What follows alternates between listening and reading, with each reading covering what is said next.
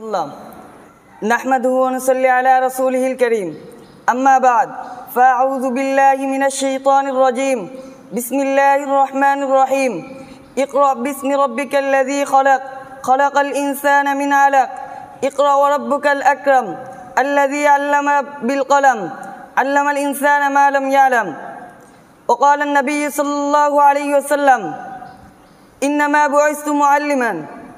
جناب صدر اساتذہ اکرام اور میرے عزیز ساتھیوں، السلام علیکم ورحمۃ اللہ. میں آج جو موضوع پر تقریر کرنے کا موقع ملا ہے اس کا عنوان ہے استاد کی عظمت. میرے عزیز ساتھیوں، کسی کے وجود اور کمال میں دو شخصیات کی کردار ہوتا ہے. ایک والدین جو دنیا میں آنے کا سبب بنتے ہیں. دو استاد جو عالم مادہ سے عالم روحانیت کے ساتھ رابطہ مضبوط کرتے ہیں. والدین بولنا سکھاتے ہیں اور استاد کب بولنا، کہاں بولنا اور کیسے بولنا سکھاتے ہیں. والدین کے ساتھ ساتھ روحانی باپ یعنی استاد کے زیادہ کمال ہوتا ہے.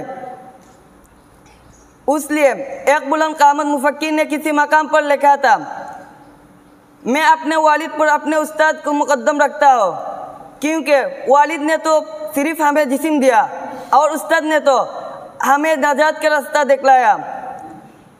میرے دوستوں، جو شخصیت نے ہم پر اس طرح احسان جس شخصیت نے ہم پر اس طرح احسان کیا ہے، ہم پر بھی ضروری ہے اس کے حقوق اچھی طرح ادا کرے. حضرت امام زین العابدین نے استاد کے بہت سارے حقوق بیان کرے، جن میں 6 حقوق درج ذیل ہے. ایک التعظیم لہ، استاد کا احترام کرو. دو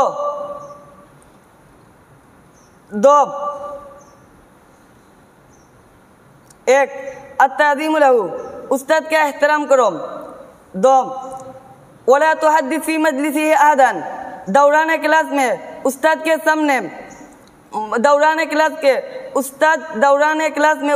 سامنے آپس بات نہ کرو. 3 وان تدفع عنہ اذا ذکر عندک بسوء، اگر کوئی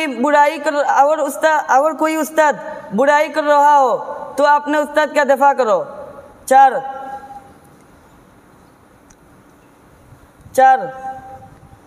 اکرم الاستاد ولو کان فاسقا، اپنے استاد کا احترام کرو چاہے وہ فاسق ہی کیوں نہ ہو. 6 ولا تجب احدا يسأله عن شيء حتى يكون له هو الذي يجيب،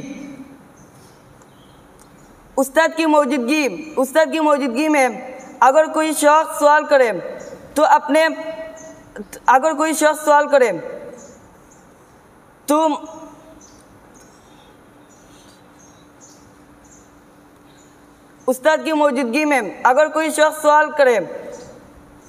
اپنے استاد محترم سے پہلے جواب نہ دو.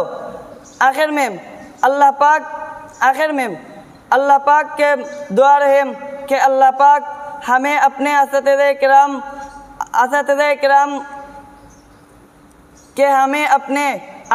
کرام کے حقوق یاد رکھنا اور ان کو پورا کرنے توفیق عطا فرمائے. آخر دعوانا الحمدللہ رب العالمین.